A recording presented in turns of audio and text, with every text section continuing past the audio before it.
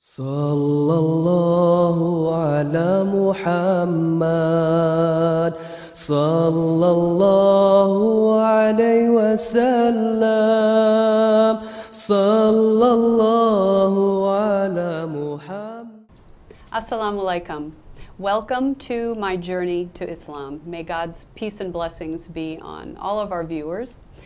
My name is Karen Shaw and I will be your host today. And I have the pleasure of interviewing a friend of mine. Her name is Sister Roraima Aisha Kanar. Welcome, Sister. Well, thank you. Assalamu alaikum. And to all the viewers. I'm very happy to be here. Thank you for inviting me. Thank you. I'm happy that we get the chance to talk today and share your story with our viewers. You want to go ahead and just tell us a little bit about yourself? Yeah, sure. Well, I'm born in Cuba to parents, father from the Canary Islands and the mother from Spain background. They were both born in Cuba. I lived in Cuba till I was 5, and then we came to the United States. How was that? Do you remember that trip? Oh boy, yeah, it was kind of exciting for a 5-year-old. Except that they broke my toys, and that was something that I wasn't too happy about because they wanted to check to see if we had any money. Smuggling. Yeah, because we had to come with limited amount of things. But we were welcomed in this beautiful country of the United States, alhamdulillah. And part of my journey, of course, of my life.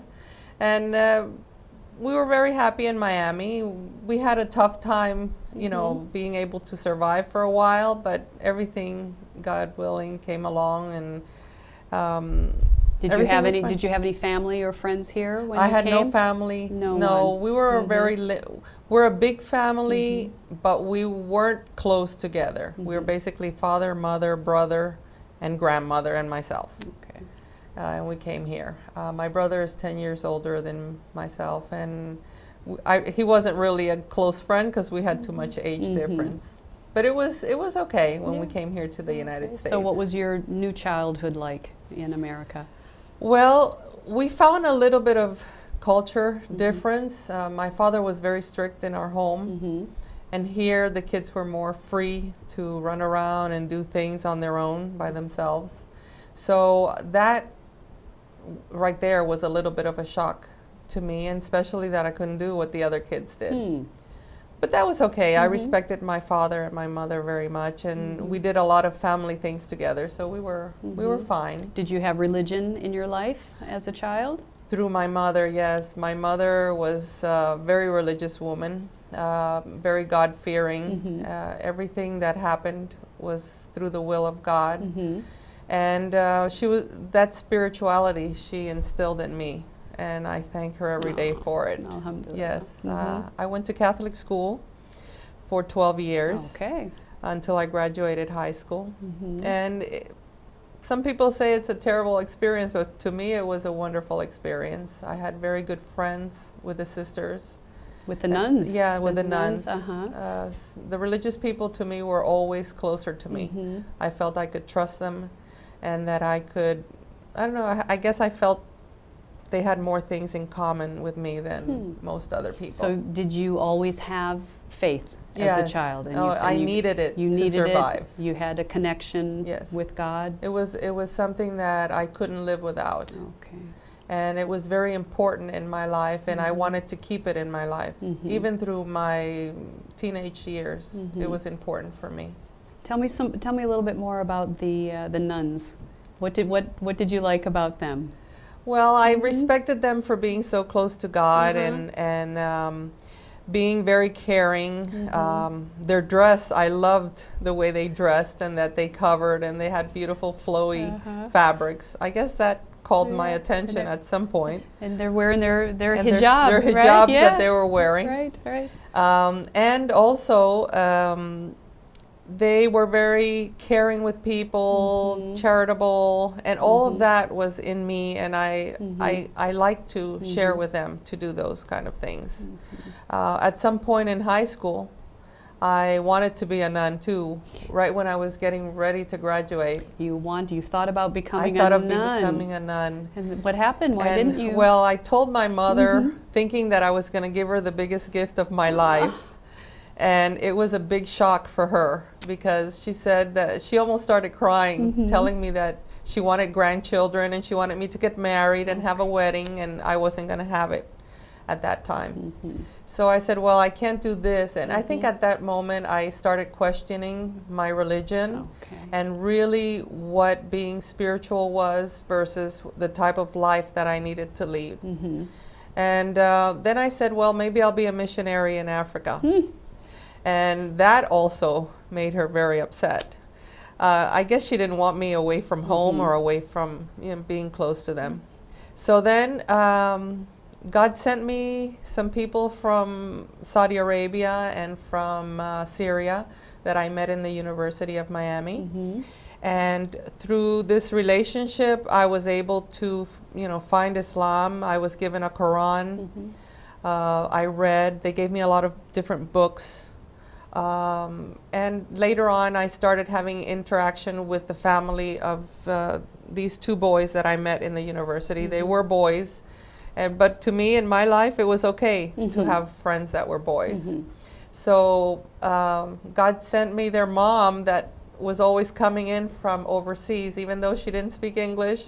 She didn't know how to read or write. But she was the biggest blessing in my life for me. How did you communicate with her? With hand signals, I guess I learned a lot of words, and eventually I learned a lot of Arabic during the almost 10 years that they were here.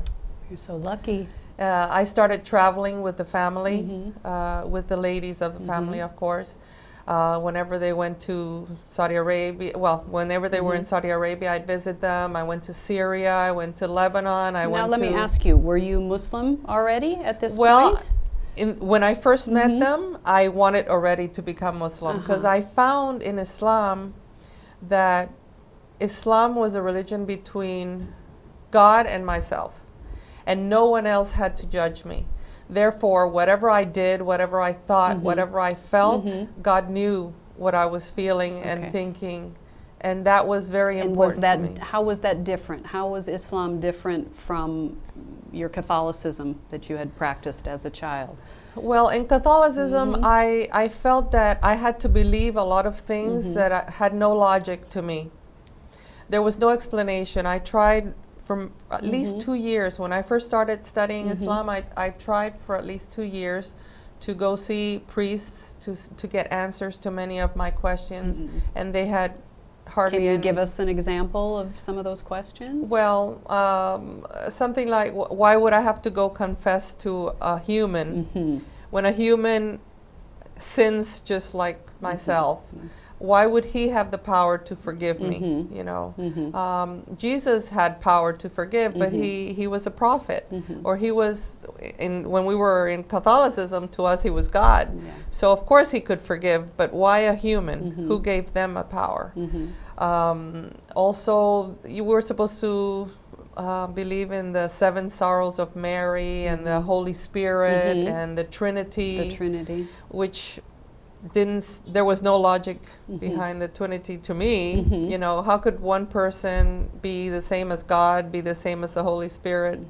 And all these things were very, very intellectually challenging to me. I didn't want to have to believe in this. You needed answers, and they couldn't give you no answers. They said, what, and just they would believe? get upset.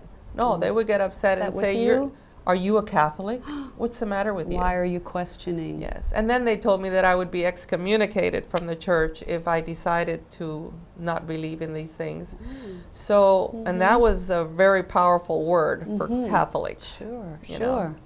But then I figured that, God is God, and he would love me for questioning, and he gave me a brain to question. So I started to seek knowledge.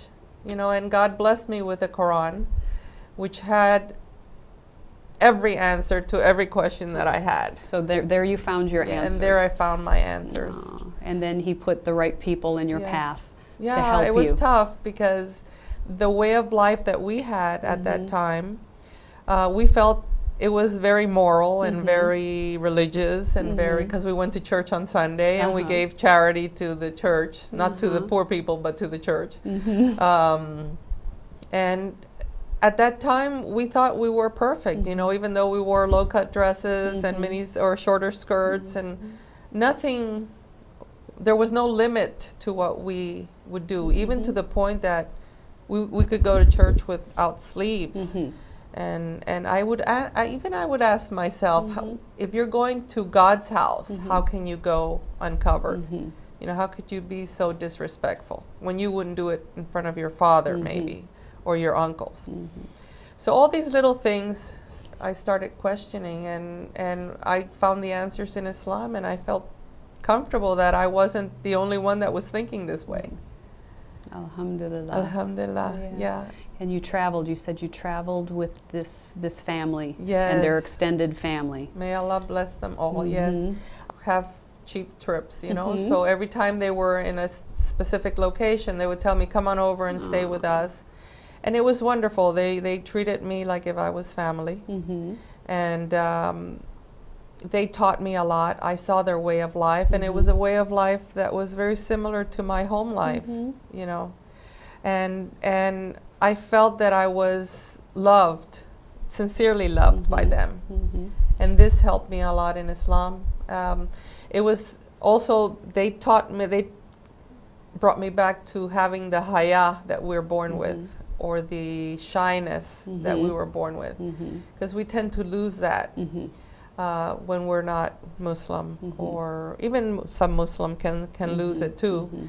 But when you start wanting to be in fashion with the styles of the uncovered women, or the women that want to look provocative because that's how they think that they look beautiful, we tend to lose every value that we have. You know, we don't feel embarrassed anymore to be half naked, or we don't feel embarrassed to show all of our legs.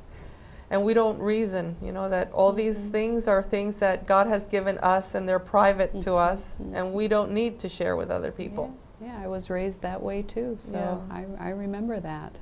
Yeah.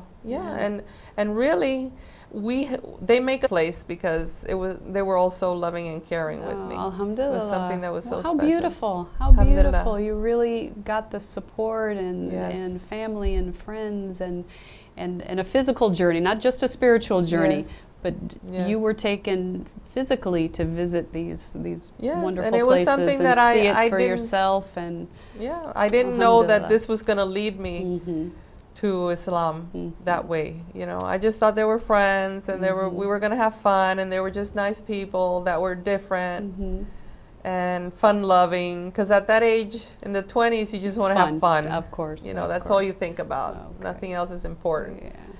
But it brought me to a whole way of life. A whole new way of life. A new way of life that brought me peace, interior peace, and allowed me to be myself and be proud of who I was and be proud of how I thought, and not be ashamed to speak or just act of who I was. All right. Before I wanted to be what society wanted me to be. And now you now found I am yourself. who I am. Yeah. Yes. All right. Well, I think that's a good place to stop and take a break. Okay. All right. We're going to take a short break, and then we will return. Thank you. Welcome back to my journey to Islam. My name is Karen Shaw, and I've been talking with Sister Roraima, Aisha, Kanar. Was that right? Yeah, Did I say it right? That's what would you like me to call you? You can call me Aisha. Aisha. It's easier for you. Aisha. Yes, okay. Thank you. Before the break, you told us how you finally officially committed to Islam, and you took Shahada in Syria, right? With a big group of supporting sisters around you. Oh, it was goodness. Wonderful. It was such a beautiful experience. Oh. I felt like if all the weight on my shoulders had been lifted. Did you feel an immediate peace when you did that? Well, since I started reading and learning about Islam, I found an inner peace, because I could be myself, you know, and that was the biggest thing. Before, I used to be too focused on what people thought of me, and not counting what God thought of me. Do you think that's the American culture? I think that's the American culture, And most of the young girls suffer so much with having to comply with what other people want them to look like or what they want them to be. And it's an external. It's an external thing. Many of them are not happy with it. And many of them think they're happy with it. But they don't sit down to analyze it because they're so wound up in the material things here. Yes, I agree. Instead of focusing on how beautiful they are inwardly and trying to show it outwardly and be able to let people accept them for who they are. But that takes a lot of strength, though, and that takes knowing yourself, and that's not an easy process. You know, I think it comes also from your family. The loving yourself is very important. It's not a matter of becoming conceited or egoistic. No. It's a matter of knowing who you are, the values that you have, that your parents have instilled in you, and being proud of it, and not being afraid to speak and let everyone know that this is who you are. You never know who would really has that inside of them too, and maybe you'll bring it out in them, you know. So it gave me a lot of self-confidence. That's beautiful. Yeah. So what happened when you came back home? Did your family, your friends, how did they react? Well, my mom has never been happy with me being Muslim. She thought that, you know, God, what was going to happen to me? I left my religion that I was born with, and I was baptized. And I said, Mom, baptism is just an act that, it's just a ritual that means nothing. If you don't change inside, if you don't believe in these things, it means nothing. You know, it's just water being poured on you. So I told her, the change in my life has been so great that you need to understand that this is very important to me. So she thought that I was just going to be Muslim for a little while. It was just a fad. Yeah, and I would come back. My friends would bet that I would be back pretty soon. How old were you at that time?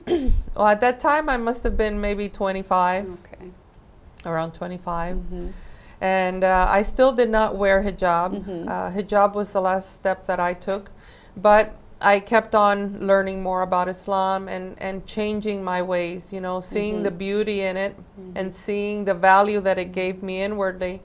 So I changed and I changed, but my mother still wasn't happy. So one day I sat down with her and I asked her, Mom, you know, I respect you so much more.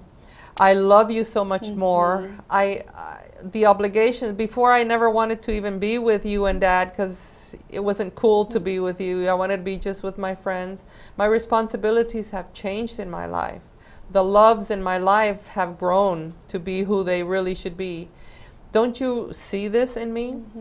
She said, my daughter, but your body is so beautiful and you're not going to be able to wear a bathing suit anymore or wear a low-cut dress that I used to make for you. And I said, Mom, do you realize what you're telling me?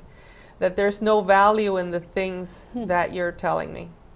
Or I was able to show my hair or things like that. I said, these are things that are irrelevant in life. You know, all my life I was conscious of what people wanted, you know, make sure that everybody would tell me how pretty I was. That's how I would get my high. But that isn't what life is all about. You know, I learned that loving myself and being respectable to my family, respectful to my family, was also very important in who I represented, because I was representing them and how people would see them.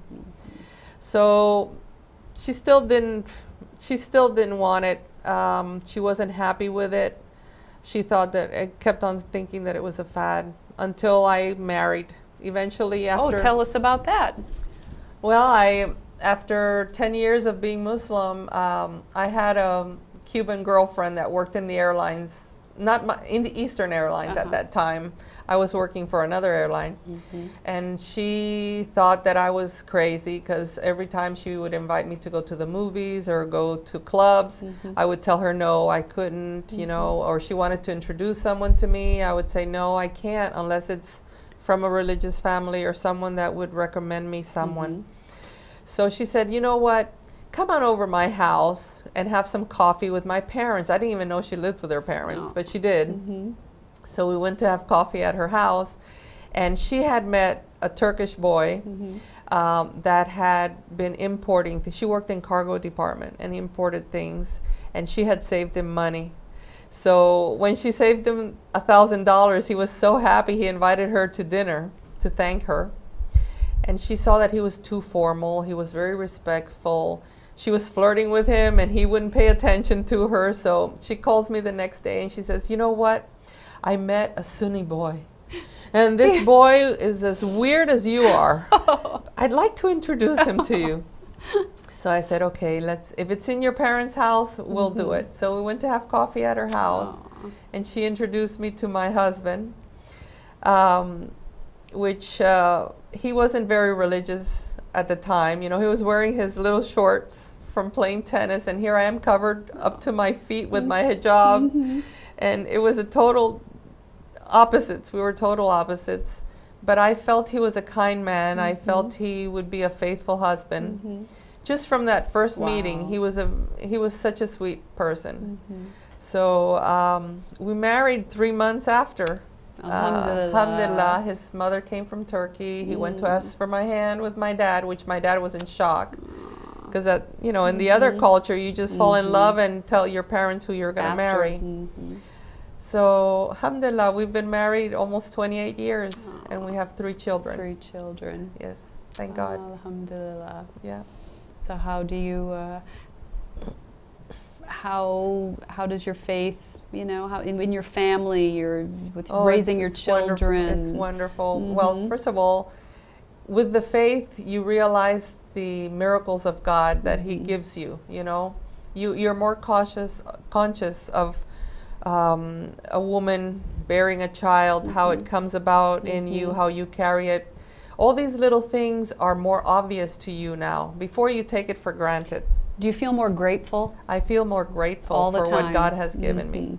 And of being a woman, because I have so many benefits that men don't have, you know. I mean, I can bear a child, I can feel that child in me, I can feed that child, I can be everything to that child. The father is also. But the connection of that mother with that child is, no one can remove it, you know. And so I've been able to, as a wife, be more loving to my husband, understanding to him. We're not only husband and wife, we're best friends. And of course, once my children came around, I wanted to have 12. He didn't let me, though. He said that I was crazy because it would be too expensive later on. But the 3 that God has given us have been wonderful. I have a son, is my oldest, and then I have 2 girls. And I've been able to be strong and raise them with my values and make them very proud of what we stand for.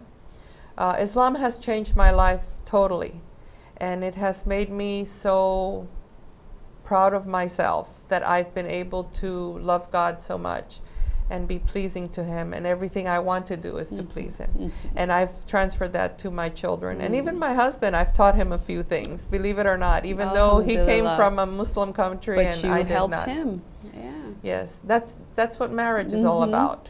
You help each other to bring out the best in each other. And at work also, you know, because I do work. I've always worked in corporate America and in real estate. And it's been challenging, but I feel that people, once they meet me, the shock is when they see me. And then once we have 2 words with each other,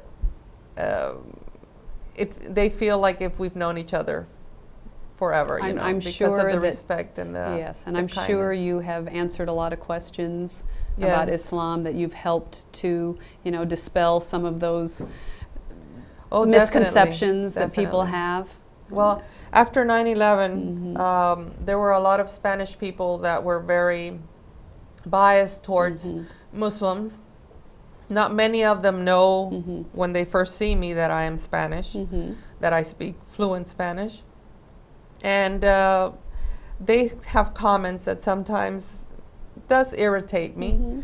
So what I try to do is I count to 10 before you speak, before my Cuban temper comes out. Very good. And I try to be kind to them and ask them, you know, if you have questions, if you have doubts, please feel free to ask me. And we need to be open. Good. We need to be open to everyone that is out there that has a question. And I also tell our viewers, any questions that you might have if you're not Muslim or if you are Muslim, please feel free to ask. You know, this is why we have conversation. This is why God wants us to seek knowledge.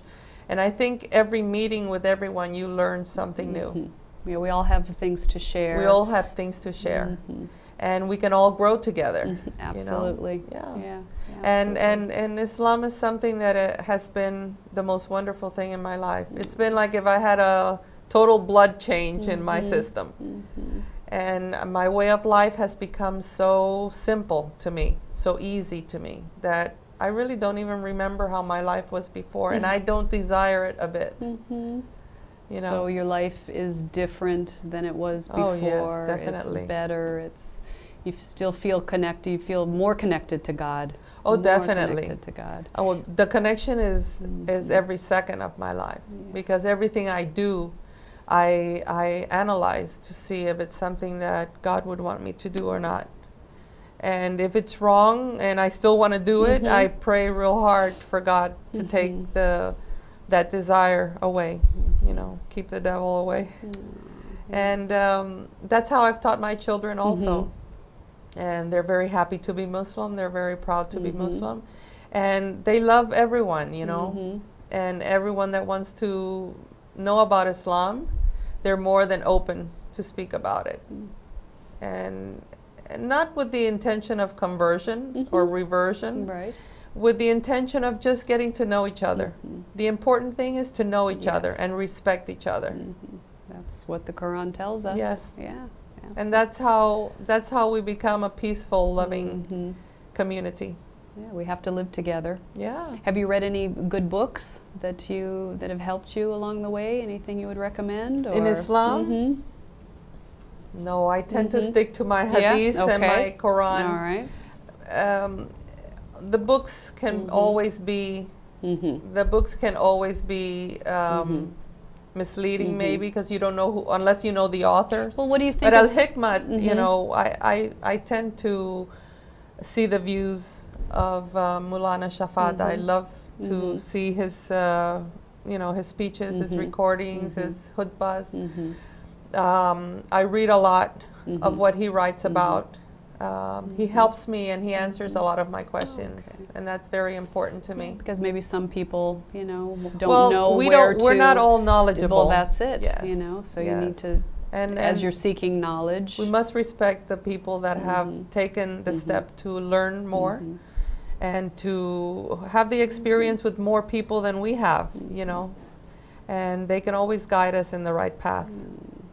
Well, you've had a beautiful journey. Yeah, you really have, and you seem so happy, and when you smile, your eyes are smiling. Yeah. Okay, thank you. and keep doing that, because you can affect and touch so many people, Muslims and non-Muslims, and I think that's what we're supposed to do. It's a wonderful life. Now we're getting ready to wrap up. Is there anything, you know, else in particular that you would like to tell our viewers about, you know, the world, anything, what we should be doing, what we should work on? I know women, girls, our daughters, you have daughters, I have a daughter.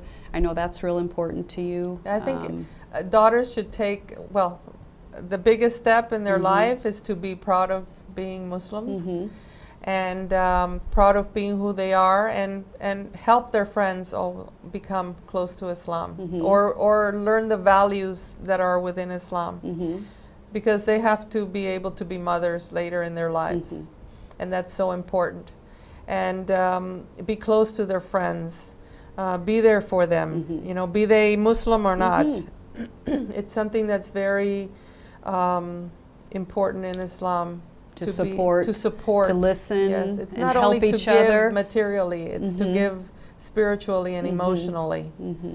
And girls have to be strong in their faith, you know, be proud of who you are, love yourself, and keep your self-respect.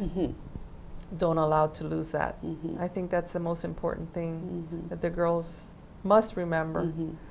And sons also, you know, they are going to be leaders of their homes at one point. Fathers, husbands, leaders. Yeah, they can be bosses in their own companies. My son's studying medicine, so he's going to have his own patients to deal with.